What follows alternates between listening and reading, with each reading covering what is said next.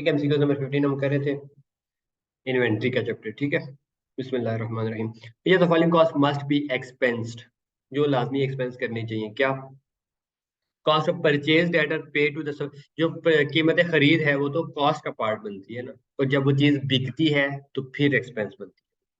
ठीक है, तो यानी कि कॉस्ट ऑफ परचेज जो भी कीमत आपने दी है खरीदने के लिए वो इन्वेंट्री का पार्ट बनती है। ठीक है, उस चीज की कॉस्ट में ऐड होती है, तो ये एक्सपेंस करनी चाहिए। ये तो तब एक्सपेंस होगी जब बिकेगी, तो अभी शुरू शुरू में इसको एक्सपेंस नहीं करना चाहिए। फाइन। इम्पोर्ट ड्यूटीज, ये भी जो भी नॉन रिफंडेबल या जो भी ड्यूटीज हैं ये तो कॉस्ट का पार्ट बनती है। वेरिएबल प्रोडक्शन ओवर हेड्स, ये भी कॉस्ट का पार्ट बनते हैं। ठीक है, डिस्ट्रीब्यूशन, हाँ डिस्ट्रीब्यूशन कहते हैं डिस्ट्रीब्यूट करने के, इसको सेलिंग एक्सपेंस का दूसरा नाम क्या लेंगे। ठीक है, तो ये तो हमने कहा सेलिंग और एडमिन तो एक्सपेंस बनते हैं, तो इसका ऑप्शन डी है। Kamran is an antique dealer. Antiques क्या होती हैं? जो नायाब चीजें होती हैं ना, पुराने जमाने की कोई चीज है तो वो एंटीक डीलर है। His inventory includes a clock, उसके पास एक ऐसी घड़ी है जिसकी कीमत है 1,58,000। कमरान एक्सपेक्ट करता है कि 7,000 रुपये का खर्चा लगाएगा ऑन रिपेयरिंग द क्लॉक, कि उसको बेचने पर 7,000 रुपये का खर्चा आएगा, which will mean that he will be able to sell it 2,60,000। यानी कि इस पे 7,000 का मजीद लगाएगा और फिर 2,60,000 की बेच देगा। एक्सपेक्ट कर रहे हैं वो, वुड बी एबल, वो इस काबिल होगा कि इसको भेजे। To replace the same item of inventory would cost 2,55,000। ठीक है, कि अगर आप इसको रिप्लेस करें सेम आइटम, ठीक है, यानी इसकी जगह आप कोई और इन्वेंट्री लेके आएंगे, उसकी क्या होगी cost? 2,55,000। At worst value should the clock be included in, किरण नहीं आनी चाहिए यहाँ पे, कमरान आना चाहिए। ठीक है, कमरान की इन्वेंट्री में किस चीज पे ये शामिल होनी चाहिए। ठीक है, तो इस चीज इसकी कॉस्ट कितनी है? कॉस्ट हमें पता है कितनी, 1,58,000। एनआरवी कितनी है? सेलिंग प्राइस, एस्टिमेटेड सेलिंग में वो कहते हैं यार 2,60,000 की बेच दूंगा मैं। ठीक है, माइनस कॉस्ट टू कंप्लीट, कहते थे कि 7,000 का खर्चा आएगा, 7,000 का कॉस्ट टू सेल, बेचने में खर्चा नहीं आएगा। तो 2,60,000 में से 7,000 माइनस कर 253,000।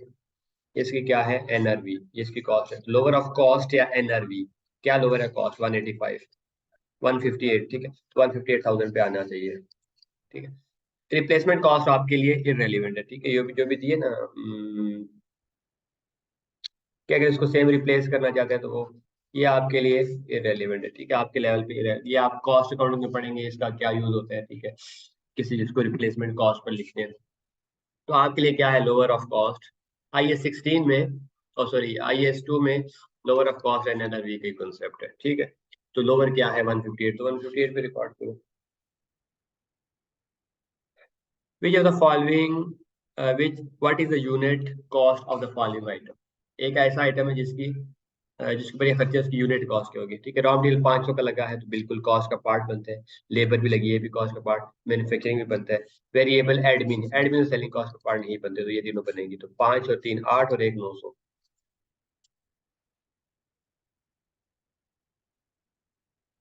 जाजिम एसोसिएट के पास 40 यूनिट्स इन्वेंट्री की, आउट ऑफ विच 10 डैमेज है। ओके, ये अब मजे की चीज लग रही है मुझे। The cost per unit is 2554 and normal selling price 29, so the damage goods are expected to be sold at 60% of the normal selling price. यानी कि बस के पास कितनी यूनिट्स है, पहले उनको अलग अलग कर लें। कितनी यूनिट्स है? 40। 40 में से 30 जो है वो ओके है, जिनमें कोई मसला नहीं, और 10 डैमेज है। तो कॉस्ट पर यूनिट इतनी है। ओके वालों के लिए तो हमने देखने की जरूरत ही नहीं है, उसकी जो भी कॉस्ट है पर यूनिट कॉस्ट कितनी है? 2,554, ये उसी पे आएंगी। ठीक है, डैमेज वालों के लिए मसला आता है कि उसकी,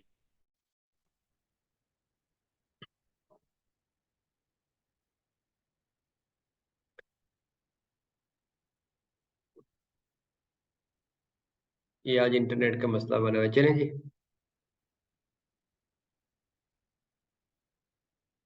ठीक है। अच्छा, 30 यूनिट्स, ठीक है, और उसका तो देखना ही नहीं, जो भी कॉस्ट है उस पर लिख दो।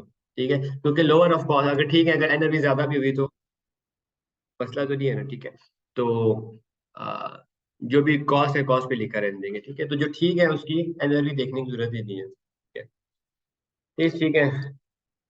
उसकी जो भी कॉस्ट है, कॉस्ट पर यूनिट कितनी है 2554 उस पर लिख दिया। हाँ जो डैमेज है उसके अंदर भी देख लो क्या आपसे अंदर भी गिर गई हो। नॉर्मल सेलिंग प्राइस इतनी है, the damage units are expected to be sold at 60% of normal selling price, यानी इसकी एस्टिमेटेड सेलिंग प्राइस क्या है, जो भी नॉर्मल सेलिंग प्राइस है ना उसका 50% 60%, तो नॉर्मल सेलिंग प्राइस कितनी है 2900, उसका 60% ऑफ नॉर्मल सेलिंग प्राइस, ये इसकी एस्टिमेटेड सेलिंग प्राइस है। कॉस्ट टू कंप्लीट कितनी है बताई हुई है, नहीं। कॉस्ट टू सेल, हाँ बेचने में वो कहता है एक यूनिट को बेचने पे 150 रुपया और ईच, टोटल नहीं बताया, टोटल भी बता सकते हैं तो आपने सवाल गौर से पढ़ना है। एक यूनिट पे, क्योंकि हम कैलकुलेशन क्या करें पर यूनिट, तो एक यूनिट को बेचने पे वो कहता है 150 का खर्चा आएगा, वैसे नॉर्मल या डैमेज जो भी है उसको 150 का बेचने का खर्चा आता है। ओके ठीक है, तो 2900 का 60% लें, 2900 का 60% लिया, उसमें से 150 माइनस किया, तो यानी पर यूनिट 1590 रुपये उसकी क्या आई।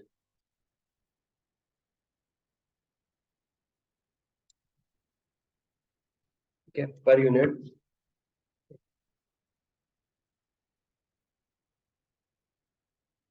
1590 पर यूनिट उसकी क्या आई है जी एनआरवी। ठीक है, इनकी कॉस्ट कितनी थी 2554, 2554, तो अब कॉस्ट या एनआरवी लोअर, लोअर क्या है 1590, तो 1590 पर ये 10 यूनिट्स किस पे रिकॉर्ड होंगी, ये 10 यूनिट्स 1590 पे रिकॉर्ड होंगी, 10 मल्टीप्लाई 1590 आ जाएगा 15900। ठीक है, डैमेज वाली 15900, और जो सही है वो तो कॉस्ट पे आएंगी ना, तो 30 मल्टीप्लाई 2554, 2554 मल्टीप्लाई 30, 76,620, यानी जो ठीक ठीक है वो 76 टू 76,620 पे आएंगी। ठीक है, प्लस जो डैमेज है वो lower of cost energy 15,900 plus 15,900, ये बनेगा 95 92,520, ऑप्शन सी। ठीक है, तो हमने क्या तरीका सीखा, जो भी इन्वेंटरी टोटल पड़ी है उसको तोड़ दो किस में, सही या डैमेज्ड, सही वाली कॉस्ट पे आएगी उसमें मसला नहीं होगा। ठीक है, और डैमेज वाली पे हो सकता है कोई मसला हो। ठीक है, तो डैमेज वाले की हमने एनर्जी निकाली। ठीक है, सही वाली तो कॉस्ट आ रही है, डैमेज वाले की लोअर ऑफ कॉस्ट एनर्जी, जो भी लोअर है वो उठाया और सही वाली में प्लस किया, तो टोटल अमाउंट फाइनेंशियल स्टेटमेंट में आ जाएगी। क्लियर है जी। गालिब एसोसिएट्स के पास 20 यूनिट्स हैं, इसकी एक यूनिट की कितनी कॉस्ट है, the product has been sold for 4000 per unit and 150 रुपये। ठीक है, उसके पास 20 यूनिट्स हैं, प्रोडक्ट C4 भी चीज है, उसकी कॉस्ट है एक यूनिट की 3660, 3660 कॉस्ट है। वो प्रोडक्ट बिक सकती है 4000 की, और 150 का खर्चा करने के बाद estimated selling price 4000, cost to sell 150, तो 4000 में से 150 निकालें तो 3850। Okay, a new product has been introduce by competitor, यानी कि उसका जो कंपेटिटर्स है ना मुकाबले में, ठीक है, जिस तरह उसके एक दूसरे के नहीं, जिस तरह ऑलपर्स है तो उसका कंपेटिटर मिल्क बैग है, ठीक है, एक दूसरे के कंपेटिटर होते हैं, उसके कंपेटिटर ने नई प्रोडक्ट ले आई, इट इज सिमिलर टू, ठीक है, जो कि C4 के सिमिलर है देखने में, जिस तरह होता है ना कोई नया चीज मोबाइल आता है, ठीक है, लेट्स उस पे सैमसंग ने कोई नया मोबाइल निकाला तो हुआवे ने भी उसके बदले मोबाइल निकाला, एक दूसरे के कंपेटिटर है। ओके, कहता है वो सिमिलर है और 3200 पर बिक रही है। Ghalib is of the opinion that in the future it will have to reduce.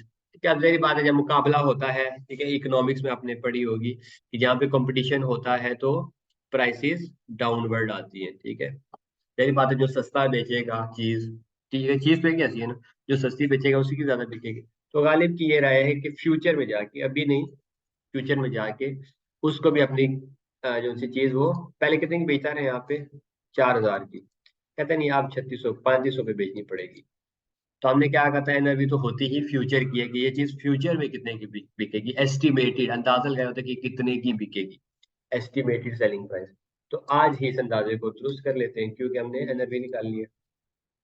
हमने कहा अच्छा आपको अगर पता चल गया कि फ्यूचर में सस्ती बिकेगी तो प्रूडेंट रहते हुए आज इसको लोअर ऑफ कॉस्ट एनआरवी पे ले आओ। तो एनआरवी का एस्टिमेटेड सेलिंग प्राइस कितनी है 3500, ठीक है, माइनस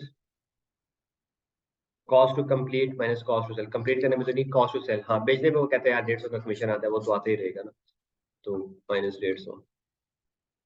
3500 में से 150 निकालो तो कितना आता है 3350 पर यूनिट की एनआरवी है। एनआरवी पर यूनिट से मांगी है, तो एक यूनिट की एनआरवी कितनी है जी? D option 3350। ठीक है, आसान सवाल है सारे। 20 आर्मा एसोसिएट्स के पास 40 हैं जिसमें से 10 डैमेज है, तो बात वही है 40 को तोड़नी है। 30 ठीक है, तो 10 डैमेज है।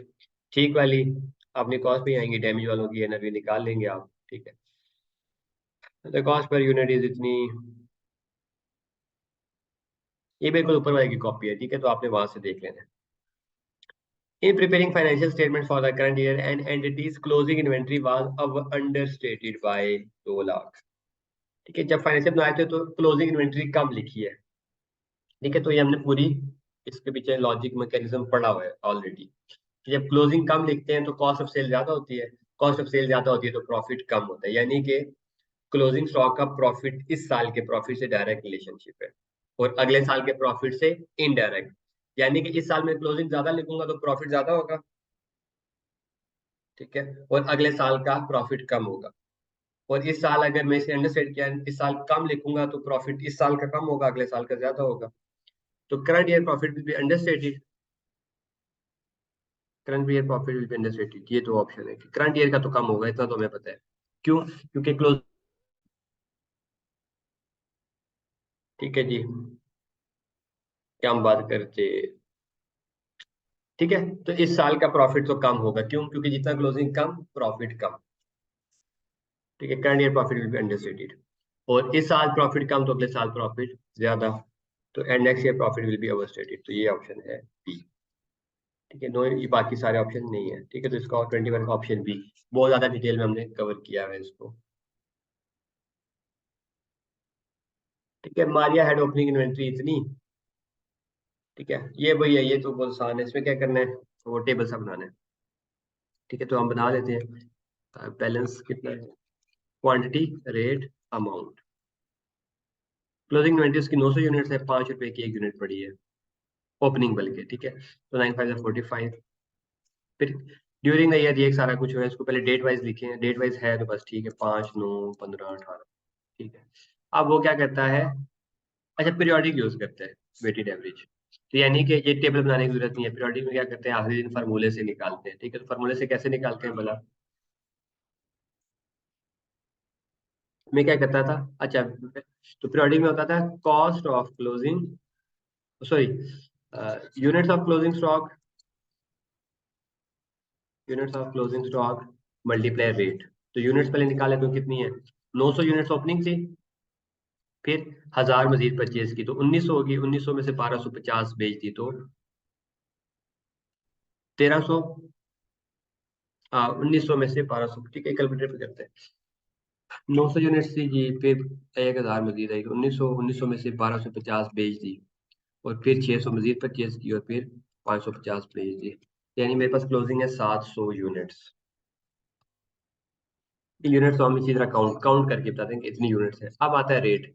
तो रेट हमने क्या कहा था पीरियोडिक में, रेट का देखना पड़ता है कि आ, क्या देखना पड़ता है कि फाइव को यूज कर रहे हैं, weighted average, weighted average use करते हैं, तो रेट का फॉर्मूला क्या होता है, cost of cost of opening stock plus cost of purchases divided by units of opening stock plus units of purchases.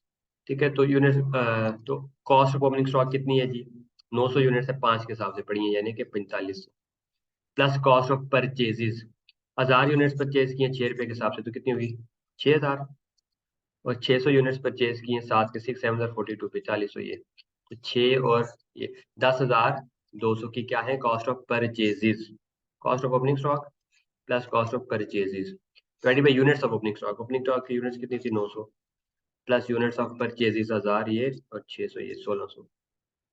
ठीक है, इन दोनों को जरा करें तो आपके पास रेट आ जाएगा, क्या आएगा, 4500 प्लस 10,200 डिवाइडेड बाय 16 और 9 कितने होते हैं 24, 25, 16 9 2500। तो रेट आपके पास क्या है 5.88। 5.88 को 700 से मल्टीप्लाई करें। ठीक है, 4116, 4116। ठीक है, तो ऑप्शन नंबर बी। ठीक है। जिस बच्चे को पीरियोडिक परपेचुअल के चीजें अगर नहीं आती तो वो पहले वो लेक्चर ले फिर एमसीक्यू सॉल्व करे, ठीक है जी। MCQ 23, what is the impact of closing on closing inventory. Closing inventory पे प्रॉफिट पर इफेक्ट नहीं बताना, क्लोजिंग इन्वेंट्री पर इफेक्ट बताना। इफ एन आइटम जिसकी कॉस्ट इतनी थी और एनआरवी इतनी थी हैज बीन ओमिटेड, यानी कि आपने एक ऐसी चीज जिसकी 2500 रुपया थी कॉस्ट और एनआरवी थी 3000, इसको आपने ओमिट कर, ओमिट होता है भूल जाना, रिकॉर्ड ही नहीं किया। तो अगर रिकॉर्ड करना होता तो किस पे करता, कॉस्ट पे या एनआरवी पे, तो जो भी दोनों का लोअर है, कॉस्ट इतनी है एनआरवी इतनी है, तो लोअर क्या है 2500, 2500 पर रिकॉर्ड करता, 2500 पर रिकॉर्ड करना भूल गया तो मतलब 2500 से मेरी इन्वेंट्री अंडरस्टेट है, कम हो गई है 2500 की, ठीक है। If the closing inventory is accounted for as 240 instead of, ठीक है, अगर क्लोजिंग को आपने 2,40,000 की लिख दिया इंस्टेड ऑफ 180 लिखना था, तो उसकी जगह आपने 2,40,000 लिख दिया, तो कितना फर्क आया 60,000। तो 60,000 से आपने क्या किया, इन्वेंट्री को ओवरस्टेट, तो क्लोजिंग इन्वेंट्री जितनी ज्यादा होती है प्रॉफिट उतना क्या होता है ज्यादा होता है, ठीक है, क्योंकि क्लोजिंग इन्वेंट्री ज्यादा, कॉस्ट ऑफ सेल कम, कॉस्ट ऑफ सेल कम तो प्रॉफिट ज्यादा, तो डायरेक्ट रिलेशनशिप है। तो अगर आपने उसको ज्यादा लिख दिया तो प्रॉफिट भी क्या होगा ज्यादा, ग्रॉस प्रॉफिट।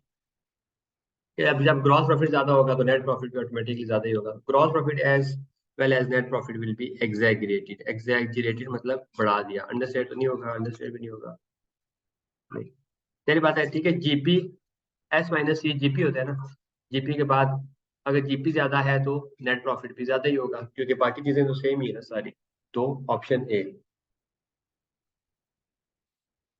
25, एन ऑर्गेनाइजेशन के पास ओपनिंग कितनी है during the made purchases, continuous weighted average अगर यूज करती है तो क्या, कॉन्टिन्यूअस मतलब परपेचुअल साथ साथ बनाती है। तो ओपनिंग कितनी है, क्वांटिटी रेट अमाउंट, ओपनिंग कितनी है 35,000 यूनिट्स 3.5 के हिसाब से, ठीक है, तो कितना आएगा, ठीक है, 35,000 3.5,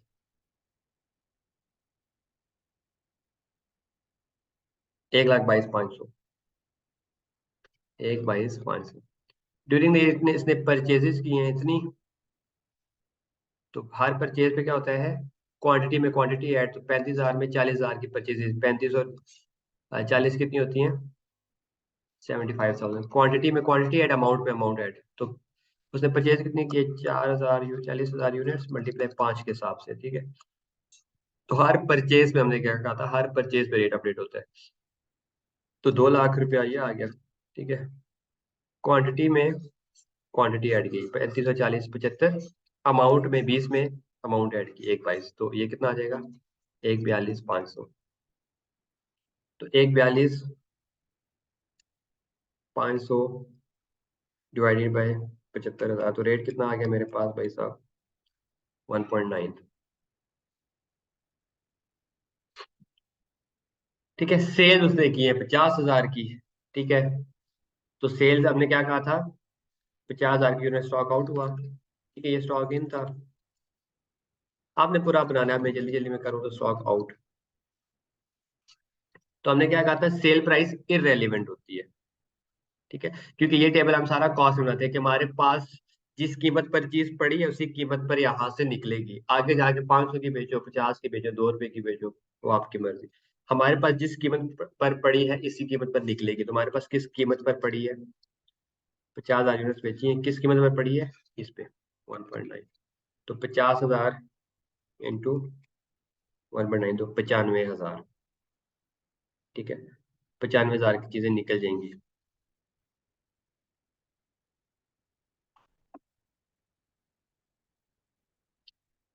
ठीक है, यहाँ पे देखिए हमने क्या किया 40,000 को,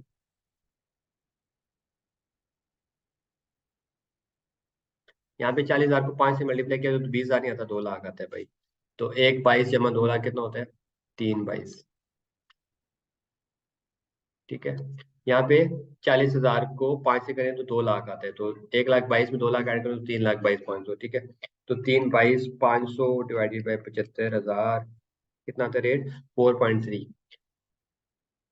ठीक है, ये रेट हमने गलत निकाला था क्योंकि एक जीरो कम निकाला, ठीक है, तो ध्यान से निकालना, 4.3 है जी। 5,000 यूनिट किस रेट पर आउट होंगी, जिस रेट पर पड़ी है, किस पर पड़ी है वेटेड अभी 4.3, 4.3 मल्टीप्लाई कितनी 5 50,000 यूनिट्स की, तो 2,15,000 रुपया, ये क्या हो जाएगी, cost of sales, option B. 26, ये भी सारी वही है, आपने निकाल के देख लेना, ठीक है। जो हमने टेबल वो बड़े बड़े मुश्किल सवाल कर चुके हैं, तो ये तो कोई चीज ही नहीं है उसके आगे। 27, कौन सा मेथड अलाउ नहीं है? मैंने आपको क्या कहा था, पहले पहले एक लाइफो मेथड भी होता था, ठीक है। फाइफो तो हमें एक्चुअल कॉस्ट का तो पता है, कॉस्ट पे लिखना है, ठीक है। फिर फाइफो हो सकती है या वेटेड एवरेज हो सकती है। लास्ट इन फर्स्ट आउट ये हमने नहीं देखा, तो ये वो मेथड है जो पहले पहले अलाउ होता था लाइफो, अब अलाउ नहीं है। 28, PML is in the business of procuring, procuring मतलब खरीदना, खरीदारी के बिजनेस में a specific type of machine and sell them to international markets. During the year, PML brought 4 machinery costing 12 million, 14 million respectively. 4. During the year, it sold only one machinery for 14 million and follows 5. 5 को करता है तो first in first out, तो सबसे पहले कौन सी machinery खरीदी है, 12 मिलियन वाली, फिर 14, फिर 13, फिर तो सबसे पहले कौन सी जाएगी, 12 मिलियन वाली जाएगी, किसमें, कॉस्ट ऑफ सेल्स में। तो टोटल इन्वेंट्री रैंक होगी कितनी, उसकी 12 थी, फिर 14 की मर्सिडीज खरीदी, फिर 13 की खरीदी और फिर 10 की, ठीक है। तो ये कितना हो गया, 12 और 14 कितना हो गया, 26, 26 और 3 39, 39 49 की थी, 49 में से 12 की चली गई तो 37, 37 के पास पड़ी हुई है और 12 की चलेगी। 12 की क्यों चलेगी, क्योंकि जो सबसे पहले खरीदी है वो सबसे पहले जाएगी। तो क्लोजिंग इन्वेंट्री 37 की होगी और कॉस्ट ऑफ सेल कितने की होगी, 12 की। क्यों, क्योंकि जो फर्स्ट इन है फर्स्ट आउट होगी, 5 को यूज कर रहे हैं। वेटेड एवरेज यूज कर रहा होता तो हम रेट निकालते तो वो फर्क आ जाता। फिर आगे 29, वेटेड एवरेज यूज करें और परपेचुअल यूज करें तो आपको टेबल बनाना पड़ेगा, स्टॉक इन, ठीक है, स्टॉक आउट, इसको करें सॉल्व जरा, और बैलेंस, कोई quantity, rate amount, quantity rate amount, quantity. सबसे पहले आपने क्या कहा था, इसको डेट्स के अकॉर्डिंगली सेट करना है, तो उसने दिया भी, ठीक है। डेट्स परपेचुअल में डेट्स आर वेरी इंपॉर्टेंट, ठीक। एक भी डेट आगे पीछे की तो पूरी मेथड की कैलकुलेशन हिल जाएगी। तो डेट्स आ गई, ओपनिंग वाला ओपनिंग में लिखें, हर परचेज ट्रांजेक्शन का ग्रेड अपडेट होगा, तो क्वांटिटी में क्वांटिटी ऐड, रेट में रेट ऐड, और वेटेड एवरेज है तो वेटेड एवरेज आप खुद निकाल लेंगे। तो आखिरी यूनिट्स कितने में पड़ी होंगी, करें थोड़ा सॉल्व।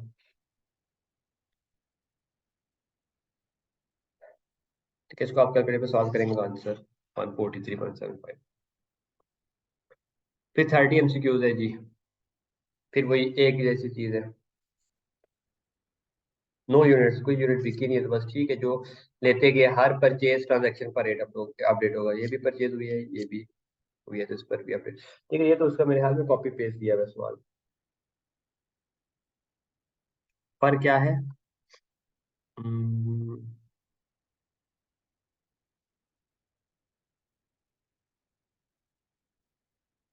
कोई फर्क नहीं है, सिर्फ ऊपर शाजिम है और यहाँ पे शाजिल है, दोनों जो भी भाई है जो भी है, एक जैसी ऑप्शन, ठीक है। 31, which of the following item are disclose, ठीक है। डिस्क्लोजर के लिए हमने क्या कहा था कि कुछ फाइनेंशियल में डिस्क्लोजर देना होता है, ठीक है। क्या एवरेज होल्डिंग पीरियड बताते हैं हम फाइनेंशियल में, ठीक है, इसका हमने पढ़ा था नहीं। इन्वेंट्री आप एक दिन में रखो, एवरेज 3 दिन रख के बेचो, 7 दिन, 10 दिन, ये डिस्क्लोजर इंपॉर्टेंट नहीं है, या ये स्टूडेंट ने नहीं मांगा, या ये स्टूडेंट ने ये नहीं मांगा तो ये नहीं है। लिस्ट ऑफ मेजर कस्टमर्स, जिस जिसको बड़े बड़े कस्टमर्स को सेल किया है वो था, ठीक है। तो ये हमारी बुक में लिखे हुए हैं 5-6 लाइनें, जो जो डिस्क्लोजर देनी, क्या क्या होता था वैसे, कि कौन सा मेथड यूज करिए कॉस्टिंग का, फाइफो या वेटेड एवरेज, और कौन सी पॉलिसी यूज करिए, पीरियोडिक या परपेचुअल, ये बताओ।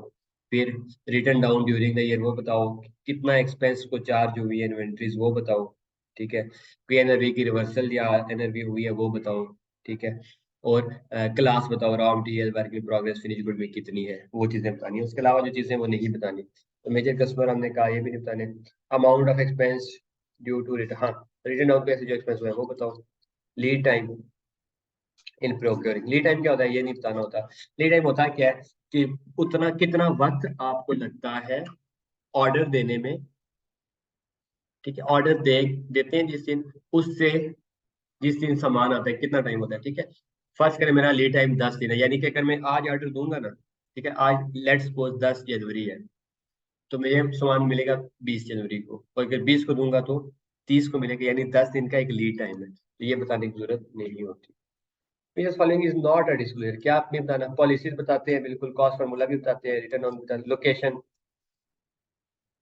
लोकेशन ही बताते हैं कि यार इन्वेंट्री आपके पास हेड ऑफिस में पड़ी है, स्टोर में पड़ी है, कौन से स्टोर में पड़ी है।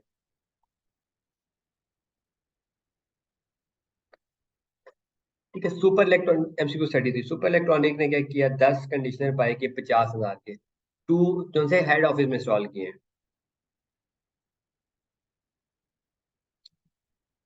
3 pot have been sold to the customers and is which of the following represents correct accounting, यानी कि खुद, अब एक मजे की बात यहाँ पे सीख लेते हैं, अपने आप को बेचें। ठीक है, जिस तरह मैंने कहा था ना, कोई पंखा बनाने वाली कंपनी है, वो पंखे बेच रही थी, उसने कहा यार गर्मी है, क्यों ना एक पंखा मैं अपने ऑफिस में भी लगा लूं। ठीक है, तो उसने अपने ऑफिस में लगाया, तो उसका क्या बन गया, इन्वेंट्री तो खत्म हो गई, इन्वेंट्री क्रेडिट और पीपीई डेबिट।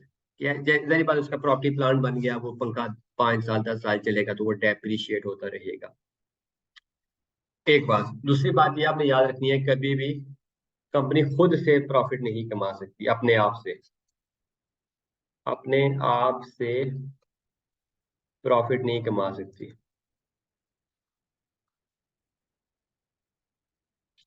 ठीक है, ये भी हो सकता है ना, कंपनी क्या करे पूरा साल, ठीक है, अकाउंटेंट साहब बैठे हैं सुकून से, कोई सेल परचेज नहीं कर रहे, ठीक है, जो भी आखिरी इन्वेंट्री बनी है आखिरी दिन क्या करे यार, अपने आप को ही बेच दे। ठीक है, यानी कि एक जगह से उठाए और क्या यार मैंने अपने आप को ही बेच दी, 30,000 की इन्वेंट्री मैंने अपने आप को ही 4 लाख की बेच दी है, और 3,70,000 का प्रॉफिट बैठे बैठाए कमाया।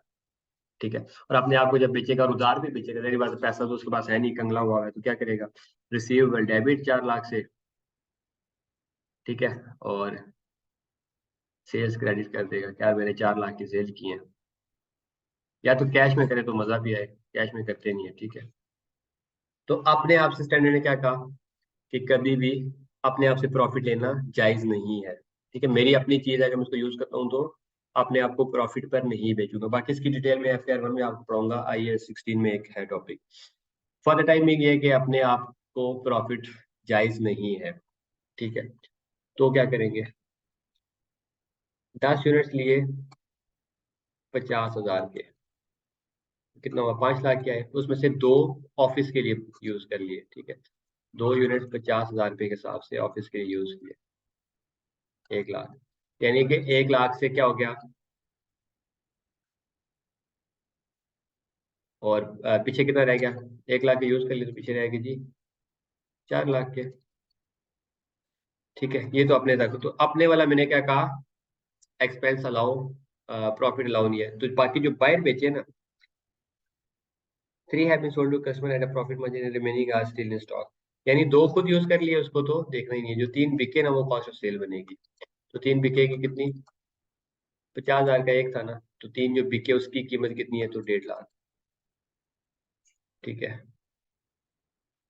1.5 लाख की कॉस्ट ऑफ सेल होगी, यानी कि इन दोनों में से कोई, क्योंकि अपने आप को जो बेचते हैं उसमें सेल की एंट्री नहीं करते, उसमें क्या करते हैं, एक एंट्री करते हैं, इन्वेंट्री क्रेडिट कितने से। ठीक है, तो जो अपने आप को देते हैं उसको,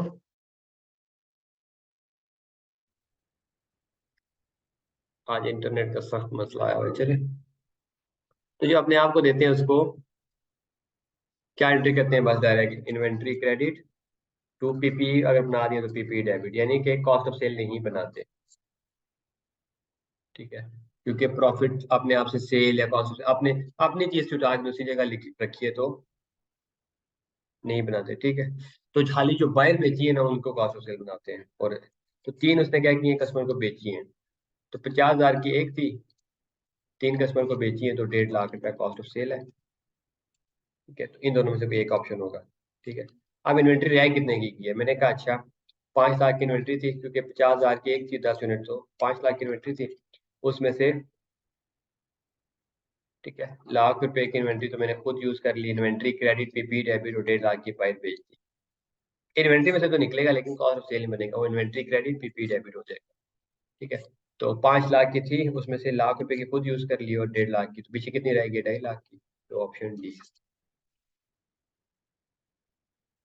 चलें जी, Hulk building material uses 5 bags from the inventory for parking. बात हुई है कि सीमेंट बनाने वाली कंपनी है, उसने अपने सीमेंट की बोरी उठाई 50 500 सीमेंट की, और क्या बनाया अपने लिए पार्किंग एरिया। ठीक है, आप बिल्डिंग में से सीमेंट, खुद ही सीमेंट बनाते हैं, सीमेंट उठाया और पार्किंग एरिया बना दिया। तो 500 बैग्स का क्या करना है, तो हमने क्या कहा था, जो अपने आप को बेचते हैं वो क्या हो जाएगा, उसमें से तो कम हो जाएगा। ठीक है, आपकी इन्वेंट्री तो कम हो जाएगी लेकिन एसिड बन जाएगा आपका। ठीक है, जिस तरह पंखा बेचा था ना, तो क्या हो गया था, पंखा inventory, fan credit, inventory credit to PPE debit. इसी तरह यहाँ पे उसने क्या किया, एसिड बना दिया। ठीक है, जो पार्किंग एरिया वो आपका एसिड है ना, प्रॉपर्टी प्लांट एंड इक्विपमेंट का हिस्सा है। It should remain including inventory at cost, inventory में रहेगा नहीं, बल्कि इन्वेंट्री से तो सीमेंट की बोरियां चली गई हैं, खत्म। लोअर ऑफ कॉस्ट, ये भी वैसे तो ये होता है, लेकिन इट रिमेन इन इन्वेंट्री में शामिल रहेगा, इन्वेंट्री में तो शामिल ही नहीं रहेगा ना, क्योंकि इन्वेंट्री से तो चला गया, अब एसिड में चला गया। क्या एक्सपेंस बना रहे, नहीं एक्सपेंस में भी नहीं बनाना, तो फिर बिल्डिंग एसिड, हाँ इसका एसिड बनाना है। क्यों, क्योंकि सीमेंट से आपने एक पार्किंग एरिया बना लिया। पार्किंग एरिया आपका क्या है, एक टेंजिबल एसिड है, लाइफ मोर देन 1 ईयर, या ये 16 के स्कोप में फॉल करता है। Which two are recognised as expense. कब इन्वेंट्री एक्सपेंस होती है, जब वो बिक जाती है तब, और दूसरी जब वो रिटर्न डाउन करते हैं। ये हमने बुक में लिखा हुआ है सामने ही। ठीक है, इन्वेंट्री को कब एक्सपेंस करते हैं, दो कंडीशन में, जब वो बिक जाती है तब एक्सपेंस बन जाती है, inventory credit cost of sales debit, या जब एनआरवी का मसला होता है तो inventory credit cost of sales debit. ठीक है, अनसोल्ड वाली तो आपका क्या होता है, एक्सपेंस नहीं, बल्कि अनसोल्ड वाला तो आपका एसिड होता है। ठीक है, फाइनेंशियल स्टेटमेंट में एसिड आर के यार इतने की सामान पड़ा है। और pledge with the bank, pledge क्या होता है, गिरवी रख देना, गिरवी रखना। यानी कि आप बैंक से लोन लेने जाते हैं ना, तो बैंक कहता है भाई मैं आपको लोन क्यों दूं, मुझे कोई अमानत, मतलब मेरे पास कोई इतना एसिड रखो, क्योंकि बैंक आपके एसिड को फाइनेंस करता है। ठीक है, तो आपने कहा यार अच्छा आप मुझे लोन दे दो, आप ये ना, ये मेरी जेवर या जो भी चीज है, सोना वटेवर, या अब आपके केस में क्या कोई इन्वेंट्री है तो उसको भी यार बैंक भाई मैं आपको गारंटी देता हूँ कि आप पैसे दूंगा, नहीं दिए तो ये मेरी इन्वेंट्री आप रख लो, बेच के आप पैसे ले लें, तो बैंक लेगा। ठीक है, तो बहरहाल ये दो एक्सपेंस होते हैं। फिर 36, एट फर्स्ट निता की ओपनिंग इन्वेंट्री थी 20,000 की, और 2018 की क्लोजिंग पे उसकी थी 35,000 रुपये की। ठीक है, तो क्या एंट्रीज करनी चाहिए उसको, अगर वो क्या करती है, कुछ नहीं बताया हो तो मतलब वो पीरियोडिक यूज करती है। ठीक है, तो ओपनिंग इन्वेंट्री की पीरियोडिक में क्या एंट्री होती है, इन्वेंट्री की ओपनिंग इन्वेंट्री क्या होती है, inventory credit cost of sales debit. तो 20,000 से inventory credit cost of sales debit. ठीक है, ओपनिंग और क्लोजिंग की क्या होती है, inventory debit cost of sales credit 35,000 से, inventory debit cost of sales credit. दूसरी में क्या फर्क है, कॉस्ट ऑफ सेल्स डेबिट, हाँ 35 ही नहीं, ये तो गलत है। क्यों, क्योंकि ओपनिंग उसकी 20,000 की, तो ओपनिंग से क्या एंट्री होती है, cost of sales debit to inventory credit. ठीक है, ये एंट्रीज वाला टॉपिक जिस बच्चे ने पढ़ा है वो फौरन से बता सकते हैं।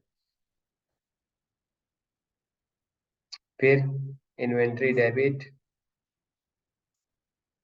Debit cost of sales, cost of sale भी डेबिट कर रहा है, इन्वेंट्री भी डेबिट कर रहा है, दो चीजें तो एक टाइम पे डेबिट नहीं हो सकती, ये गलत है।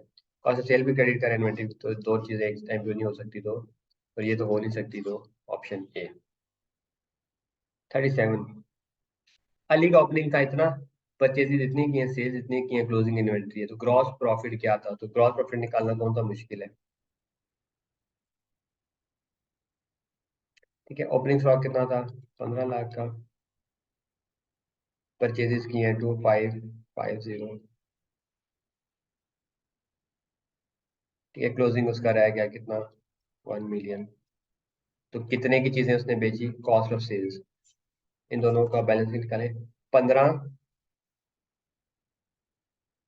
+ 25 - 10, तो 1450 की चीजें बेची है। ठीक है, 1.45 मिलियन वाली कॉस्ट की चीजें बेची है, बेची है कितने की, 4500, यानी सेल्स क्या है, 4500, लेकिन कॉस्ट ऑफ सेल तो हमने क्या कहा था, अकाउंट से निकलती है, ये कॉस्ट सीजीएस अकाउंट। ओपनिंग कितनी है, परचेजेस इतनी है, क्लोजिंग इतना पड़ा हुआ है, तो बाकी क्या हुआ, बिकी, तो बिकी कितने, कितनी कीमत वाली चीजें बिकी, 1450 वाली। 000 और बिकी कितने की है 4500 की और उससे तो बाकी क्या आ जाएगा हमारे पास ग्रॉस प्रॉफिट। ठीक है 4500 में से ये माइनस करें तो आपके पास क्या आ जाएगा ग्रॉस प्रॉफिट जो कि कितना आएगा। ठीक है करें जरा इसको सॉल्व।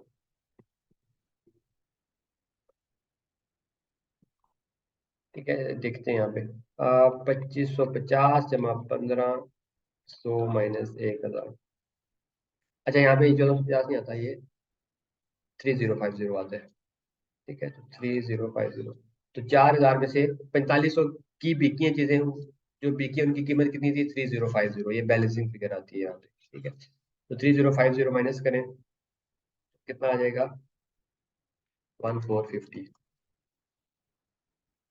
ठीक है तो 1450 का प्रॉफिट आया है क्योंकि पॉजिटिव में आंसर है ना sale minus cost of sale profit.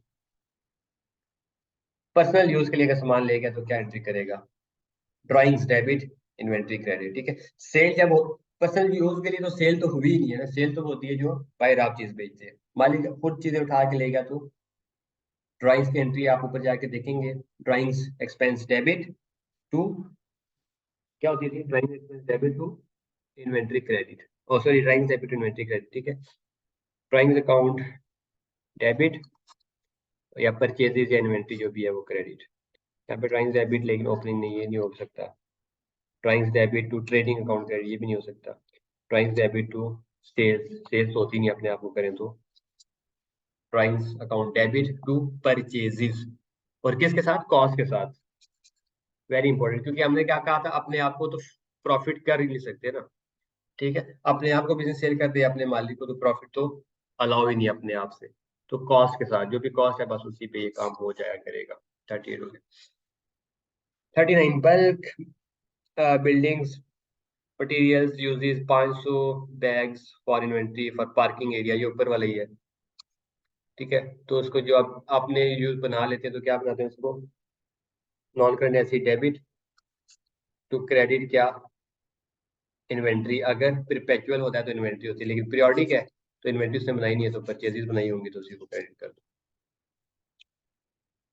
If a trial balance में अगर हाँ ट्रायल बैलेंस में परचेज नजर आ रहा हो तो इसका मतलब क्या है कि वो पीरियोडिक यूज करता है। Which two are the following circumstances inventory periodic ज्यादा सुटेबल है कब हमने कहा था ज्यादा सुटेबल है जब बहुत लार्ज आइटम्स हो और स्मॉल वैल्यू हो लार्ज आइटम्स हो और लो वैल्यू हो।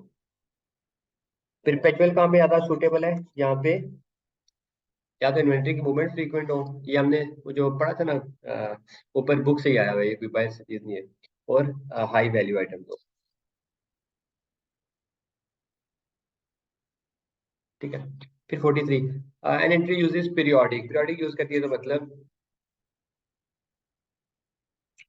साथ साथ इन्वेंट्री रिकॉर्ड नहीं करती यानी कि परचेज एक्सपेंस ही रिकॉर्ड करती है। Which two entries are correct for recording a sales transaction. ठीक है पीरियोडिक में क्या होती है सेल्स की एक एंट्री होती है कि नहीं। पीरियोडिक में सेल्स की एक एंट्री होती है जबकि परपेचुअल में दो एंट्री होती है। तो पीरियोडिक है तो एक एंट्री करेगा क्या रिसीवेबल डेबिट सेल्स क्रेडिट। ठीक है और बाकी दूसरी एंट्री होती नहीं है no other entry is required. ठीक है तो ए और डी क्यों पीरियोडिक में एक एंट्री होती है सेल्स की। 44 एन एंटिटी यूजेस पेरिपेचुअल। ठीक है पेरिपेचुअल में दो एंट्री होती है एक तो सेल की होती है आ, ठीक है और दूसरी इन्वेंट्री। अब इसने मांगी कि uses perpetual which of the following is required to incorporate closing inventory. तो पेरिपेचुअल में क्लोजिंग एंट्री होती है क्या नहीं क्यों नहीं होती क्योंकि वो क्लोजिंग ऑटोमेटिकली जो हम बना रहे होते हैं ना stock in stock out balance balance से ही आ रहे होते हैं तो एंट्री नहीं करते तो entry required. And entry uses periodic. ठीक है पीरियोडिक में क्या होता है क्या नॉर्मल लॉस की एंट्री होती है पीरियोडिक में नॉर्मल लॉस की एंट्री होती है नहीं क्यों क्योंकि पीरियोडिक में आप इन्वेंट्री तो रिकॉर्ड करते ही नहीं है डायरेक्ट उसको एक्सपेंस बनाया होता है expense debit purchase expense debit to cash credit purchase expense debit to cash credit. ठीक है जब इन्वेंट्री है ही नहीं इन्वेंट्री होती है तो उसको इन्वेंट्री क्रेडिट और लॉस बुक करते हैं ना इन्वेंट्री जब है ही नहीं नॉर्मल लॉस में तो आपने नो एंट्री। एबनॉर्मल होता तो फिर उसको रिकॉर्ड करते क्या, एबनॉर्मल लॉस डेबिट परचेज कर, यानी कि वो इन्वेंट एंट्रीज वाला पेज जो कल के लेक्चर में पढ़ा था ना, वो बहुत ज्यादा इंपॉर्टेंट है, सारी एंट्रीज याद कर ले, वो उसी की यहाँ पे कॉपी पेस्ट। पीरियोडिक यूज करता है और सेल रिटर्न हुई है, ठीक है। तो क्या दो एंट्रीज होंगी पीरियोडिक में, हमने कहा था सेल की एक एंट्री होती है, तो सेल रिटर्न की भी एक ही होगी, क्या, सेल रिटर्न डेबिट और रिसीवर क्रेडिट, ठीक है। और नो अदर, दो पूछी है, कौन सी करेक्ट है, तो एक तो ये एंट्री होती है, दूसरी नो अदर एंट्री, कोई और एंट्री नहीं होती, ठीक है। 47 kind General Mills gave 1000 bags to flood effective, यानी कि डोनेशन या चैरिटी दी है, ठीक है। तो चैरिटी की एंट्री क्या होती है, ठीक है। हमने ऊपर जाके देखेंगे तो वो लिखी हुई है इसके अंदर। चैरिटी की एंट्री क्या होती है, एक्सपेंस डेबिट टू, परपेचुअल है तो इन्वेंट्री क्रेडिट, और पीरियोडिक होता तो परचेजेस क्रेडिट, ठीक है। तो अब उसने क्या किया हुआ है, वो क्या कहता है, हाँ, तो एक्सपेंस डेबिट, ये दो एक्सपेंस डेबिट, तो यानी ये दो तो हो ही नहीं सकते, इन दोनों में से कोई एक होगा, क्या। अब परपेचुअल है तो यानी कि साथ साथ इन्वेंट्री रिकॉर्ड करे, तो जब खत्म करेगा तो तब इन्वेंट्री भी खत्म, इन्वेंट्री क्रेडिट करेगा, ठीक है। Option C. या फिर एसोसिएट ने क्या किया, सोल्ड अ जनरेटर फॉर इतना, द नेट द प्राइस इतनी थी, is net of special discount, ये एक बड़े मजे की चीज है, ये अभी तक हमारी रह गई थी, वो चले भी कर लेते हैं, ठीक है। स्पेशल डिस्काउंट वाली बात, क्या अब स्पेशल डिस्काउंट में होता है क्या, लेट मी, ठीक है जी। हम्म, ठीक है। हमने क्या कहा था, कॉस्ट ऑफ सेल निकलती है हमेशा नॉर्मल सेलिंग प्राइस पे, कॉस्ट, ये बात याद कर ले, कॉस्ट ऑफ सेल्स हमेशा कब निकलेगी, नॉर्मल सेलिंग प्राइस पर,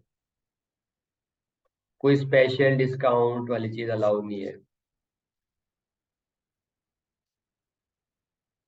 ठीक है। नॉर्मल डिस्काउंट अलाउड है, ठीक है। नॉर्मल डिस्काउंट होता है जो रूटीन का डिस्काउंट होता है, ठीक है। यानी मुझे पता है कि जब ये 1000 रुपए की चीज मैंने लगाई है, जो भी कस्टमर आते हैं तकरीबन 100 रुपए का उसको मैं डिस्काउंट देता हूँ, क्या, तो 900 की ले लो, 900 की ले लो, 900 की ले लो, ठीक है। तो ये क्या है, नॉर्मल डिस्काउंट, यानी कि नॉर्मली मैं चीज 1000 की नहीं बेचता, 900 की ही बेचता हूँ, 100 का डिस्काउंट दे ही देता हूँ, ठीक है।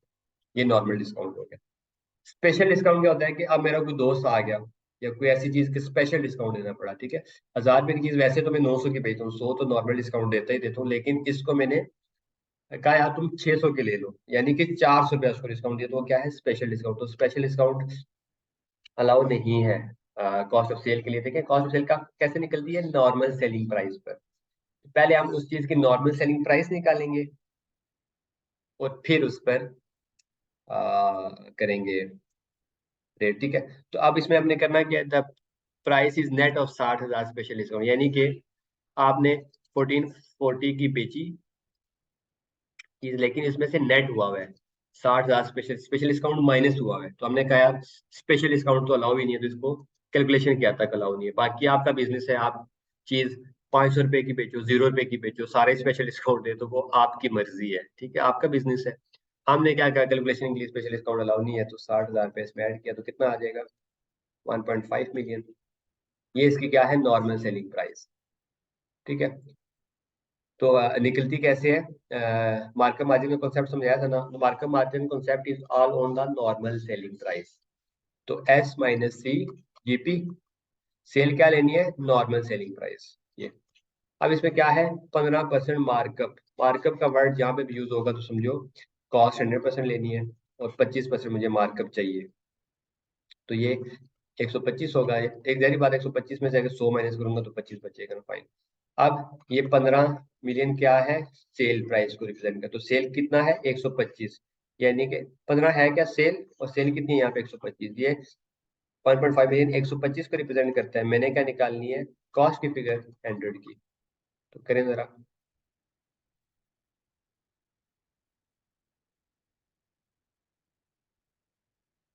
कितना आएगा, 1500 डिवाइड बाई 125 मल्टीप्लाई 12, ठीक है, 1 2, यानी कि 12 लाख रुपए वाली चीज मैंने 25% मार्कअप लगाने के बाद 15 की बेची, 12 लाख वाली चीज 25% मार्कअप के बाद 15 की बेची, लेकिन मेरा दोस्त था तो मैंने उसको स्पेशल डिस्काउंट दे दिया और फिर 14.5 की बेची। तो स्पेशल डिस्काउंट तो अलाउ ही नहीं है, तो हम ये कहते हैं कि यार 15 की बेची। ठीक है, कॉस्ट निकालने के लिए। बाकी आपका बिजनेस है, आप दोस्त को सारे डिस्काउंट दे दो, 1 रुपया भी ना लो, आपकी मर्जी, लेकिन कॉस्ट निकालने के लिए 12 लाख वाली चीज 25% मार्कअप के बाद 15 की बेची। ठीक है, तो एस माइनस सी जीपी पे हमने बहुत ज्यादा प्रैक्टिस की हुई है वहां, उसके अकॉर्डिंग हमने निकाल लिया ये। Fine, okay. स्पेशल अगर नॉर्मल डिस्काउंट होता तो अलाउ होता, ये बात याद रख, दो बातें यहाँ पे बता दो। नॉर्मल डिस्काउंट होता तो अलाउ होता, क्योंकि रूटीन की बात है कि आप हर किसी को इतना डिस्काउंट देते हो। नॉर्मल डिस्काउंट होता तो अलाउ होता, और स्पेशल डिस्काउंट है तो अलाउ नहीं है फॉर कॉस्ट, क्योंकि कॉस्ट हमने क्या निकलती है, नॉर्मल सेलिंग प्राइस पे, यानी कि जो नॉर्मली आप जितने की बेचते हो। तो नॉर्मली आप इतने की बेचते हो नहीं, ये तो स्पेशल डिस्काउंट दिया, तो नॉर्मली आप 15 की बेचते हो। ठीक है, तो नॉर्मल डिस्काउंट अलाउ नहीं है, स्पेशल डिस्काउंट अलाउ है, एक बात। ठीक है, अब एक और बात है छोटी सी, मैंने आपको क्या कहा था कि मार्कअप जब भी हो तो आंखें बंद करके कॉस्ट 100% लो, मार्जिन जब भी हो तो आंखें खोल के या बंद करके हमेशा सेलिंग प्राइस करना। ठीक है, आंखें बंद करके करें या ठीक है आंखें खोल के करें, आपकी अपनी मर्जी है। ठीक है, कहने का मतलब जब मार्कअप होता है तो कॉस्ट 100%, मार्जिन है तो सेल प्राइस 100%। ठीक है यहाँ तक। लेकिन फर्ज करें वो कहता है 25% मार्कअप है, तो आपने कहा मार्कअप में भाई हमेशा एस माइनस सी जीपी, मार्कअप में हमेशा कॉस्ट 100% लेना है। बिल्कुल ठीक है, अगर यहाँ तक इंफॉर्मेशन है। लेकिन फर्ज करें वो आपसे चालाकी करते हैं और कहते हैं 25% मार्कअप ऑन सेल्स, तो बस फिर तो आपकी सारी जो साइंस थी वो खत्म। तो अब जब उसने बता दिया सेल्स पर लेना है, तो फिर हमेशा सेल्स पर लेना है, तो इसमें आप कॉस्ट 100% लोगे, सेल 100%। नॉर्मल रूल तो रूल क्या है, ठीक है, नॉर्मल रूल यही है कि आपने हमेशा मार्कअप में कॉस्ट 100% लेना है। ठीक है, और इसी तरह मार्जिन में 25% मार्जिन पर बेची। नॉर्मल रूल क्या था कि मार्जिन पर बेचे तो हमेशा एस माइनस सी जीपी लिखना है। ठीक है, इसमें हमने बहुत ज्यादा प्रैक्टिस की हुई है। एस माइनस सी जीपी लिखना है, और इसको क्या करना है, मार्जिन है तो सेल प्राइस को 100% लेना है, 25% मुझे मार्जिन चाहिए, तो ये कितना होगा, बैलेंसिंग 75। ठीक है, यहाँ तक तो ठीक है। लेकिन अगर मार्जिन ऑन से कॉस्ट कह देता है वो, अगले जो अल्फाज साथ ऐड करता है तो वो सुपर सीड कर देते हैं, यानी कि अब आपने नॉर्मल वाला कॉन्सेप्ट नहीं लगाना, बल्कि कॉस्ट को का 25%, तो यानी इसमें एस माइनस सी जीपी, इसमें आप कॉस्ट 100% लेनी है, और 25% इसको मार्जिन चाहिए, तो यानी 125। ठीक है, तो नॉर्मल रूल कब अप्लाई होता है, जब 25% मार्कअप हो, तो अकेला मार्कअप लिखा हो तो मतलब कॉस्ट 100%, अकेला मार्जिन लिखा हो तो मतलब सेल प्राइस 100%। लेकिन साथ अगर वो गलत लिख दे ये साथ बात, ठीक है, मार्कअप ऑन सेल्स, सेल्स पर है तो फिर सेल 100% होगी, और मार्जिन ऑन कॉस्ट है, कॉस्ट पर जब बता दिया तो फिर कॉस्ट 100% होगी। ठीक है, चलिए जी, यहाँ तक ये हमारा हो गया। फिर आखिरी दो एमसीक्यूज है, एनएफटी यूजेस परपेचुअल। परपेचुअल है तो साथ में मतलब इन्वेंट्री रिकॉर्ड कर रही है। ठीक है, जब इन्वेंट्री रिकॉर्ड कर रही है तो परपेचुअल में सेल की दो ट्रांजेक्शन होती है, एक तो सेल्स, अच्छा वो कह रहे सेल रिटर्न की क्या हो गया, क्या सेल की क्या होती है, दो एंट्रियां, क्या, रिसीवेबल डेबिट, सेल्स क्रेडिट, और दूसरी cost of sales debit, inventory credit. अब उसको रिटर्न करेंगे तो तब भी दो रिवर्सल होंगी, क्या, sale return debit, receivable credit, और दूसरा इन्वेंट्री भी आई है तो inventory debit, cost of sales credit. ठीक है, फिर नीचे क्या है, परपेचुअल यूज करती है, अच्छा परपेचुअल यूज करती है। ठीक है, तो ठीक है, परपेचुअल में अब सेल, सेल ट्रांजेक्शन कैसे रिकॉर्ड करें, सेल रिटर्न तो हमने कर लिया, तो सेल कैसे करेंगे, तो परपेचुअल में भी दो एंट्री होती हैं, क्या, receivable debit, credit sales, sales credit, और दूसरा सामान चला गया आपसे तो inventory credit, cost of sale debit, inventory, inventory credit, cost of sale debit. ठीक है, क्योंकि परचेजेस अकाउंट तो बनता ही नहीं है, ये परपेचुअल में परचेजेस अकाउंट का नामो निशान ही नहीं होता, तो इन्वेंट्री का होता है तो इन्वेंट्री, तो क्या एंट्री होगी, रिसीवेबल डेबिट, सेल्स क्रेडिट, दूसरा cost of sale debit to inventory credit. ठीक है, तो ये 50 एमसीक्यू करके हमारा अल्हम्दुलिल्लाह इन्वेंट्री और मैन्युफैक्चरिंग दोनों चैप्टर, ठीक है, चैप्टर नंबर 7 और 8 डन हो गए हैं। ठीक है, ये जिस बच्चे ने मेरे ये 10 लेक्चर ले लिए और अमल कर लिया आपने उस पर मैनेज कर ली, तो वो पास हो जाएगा। ठीक है, हाल कि हमने बहुत ज्यादा चीजें पढ़ी हैं। ठीक है, क्योंकि हमने इस हिसाब से पढ़ा है कि अगर लिखने वाला पेपर आता तो मुश्किल चीजें ज्यादा आती है, आप तो खाली कॉन्सेप्ट वाली चीजें आ रही हैं। तो हमने कॉन्सेप्ट भी कवर किया और प्रैक्टिस भी की है। ठीक है, तो ये 2 चैप्टर हमारे पास कंप्लीट हो गए। अगले लेक्चर में हम स्टार्ट करेंगे फाइनेंशियल स्टेटमेंट्स। ठीक है, जिसमें से 20 नंबर का सवाल आना है। ठीक है, और उसके बाद बीआरएस के भी लेक्चर रिकॉर्ड कर लूंगा मैं, जिसको ठीक है A to Z वो भी आप ले लीजिएगा। ठीक है, थैंक यू, अल्लाह हाफिज।